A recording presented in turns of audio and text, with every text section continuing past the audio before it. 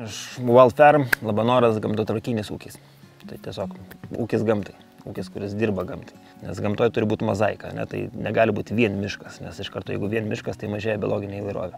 Tai turi būti kuo daugiau įvairovės, o tą įvairovę sukuria tik tai žmogus. Tai mano pirma idėja buvo, kad sukurti tokį ūkį, kad visas ūkis būtų vien buveinės. Tai dabar suprantu, kad to padaryti beveik neįmanoma, bet jeigu ta pieva negali būti kažkokia europinės svarbos buveinė, bet jinai gali būti tada paukščiams svarbi teritorija arba drugiams arba bet kokiai gyvybės formai. Tai va tokia idėja ir yra dirbti ne savo, bet dirbti gamtai ir pagal tam tikras buveinių tipus sukurti tokius planus, kad tiesiog ta pieva būtų kuo įvairesnė, kuo palankesnė gamtai, kuo didesnė biologinė įvairovė. Kitais metais bus 100 metų, kai mūsų šeima čia atsikraustė iš skirtingų Lietuvos vietų. Galvoju, kad reikia tęsti tradicijas ir ta žmogaus istorija, žmogaus visas medis genealoginis, tai jis turėtų būti pratęstas, nes žmogus be istorijos, tai žmogus be vertybių, man taip atrodo. Tai. Kuo įdomus mūsų kraštas, tai yra kaip ir pas dzūkus, tai yra kopas žemyninės, labai skurdu, bet kokio gyvulio neužauginsi, tai turi prisitaikyti prie gamtos, turi būti tam tikros veislės, gyvūnų rūšis ir taip toliau. Ir tas gyvūnas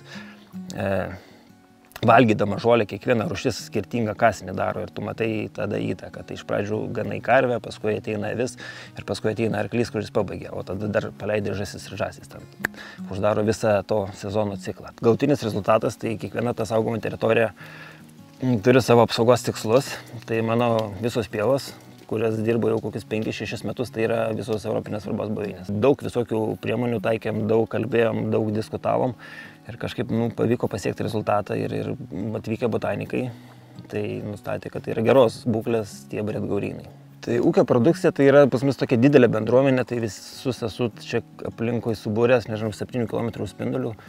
Kažkaip daugiau tą nerytus palei upę, kurie kaimai, tai jie ir padeda ūkininkauti, jie ir prašo visą laiką produkcijos. Tai mūsų produkcija pagrindinė yra tai mėsa, o taip pat dar prekiaujame įvairiais subproduktais, tai yra kibinai, čiaburekai, cepelinai, balandėliai, koldūnai. Skirtingi žmonės, kaimynas yra, kuris kažką gamina iš mėsos, kitas kaimynas vairuoja traktorių, padeda. Kiti dar susirenka, maitina, tai kai nuvažiuoja pažiūrėti ar karvės, viskas gerai, piemenį patikrina, tai mes turim tokią bendruomenę draugų ir vieni kitiems padedam. Tai labai džiaugiuosi dėl to. Tai mechanizmas vyksta taip, kad iš pradžių gaunam užsakymus, kiek reikia, paskui pagaminam tą produkciją. Nėra taip, kad visą laiką būtų produkcijos, nes dar nėra toks ūkis didelis, kad užtektų visus metus. Tai būna 2 užsakymai per metus, tai ta pati bendruomenė ir nuperka. Ta prasme, nereikia kažko ieškoti, kad ten papildomai nupirktų. Tai toks uždaras ratas. Mes visi kartu kūriam ir paskui kartu skaniai valgom. Tai turbūt ta pagrindinė praktika tai yra ganimas. Tai tas ganimas, neperganimas, ta prasme, pagrindinė tai yra, ko reikia gamtai, tai reikia to seno tradicinio ūkininkavimo, kad gyvulys apeitų tą savo ratą ir paliktų savo tą pėdsaką, suvalgytų žolę ir patreštų atgal grįžintų visą tą ciklą. Ūkis turi 70 hektarų žemės, o šiuo metu 30 hektarų yra ganoma, o 20 hektarų yra šienaujamas pievas. Tai dar yra nemaža dalis pievų, kurios nesutvarkytos, nes pats ir krūmus skirtų, pats ir tvarkau taip, kad tą pėdsaką kuo natūraliau palikti, kad be kelmų frizavimų, be svarimų ir taip toliau. Tai kad gamta grįžtų pati lėtai atgal. Dalyvauju agro schemose, tai ir agroaplinkosaugos, tai šlapynių tvarkymas, europinės svarbos buveinių, tą specifinių pievų tvarkyme dalyvauju.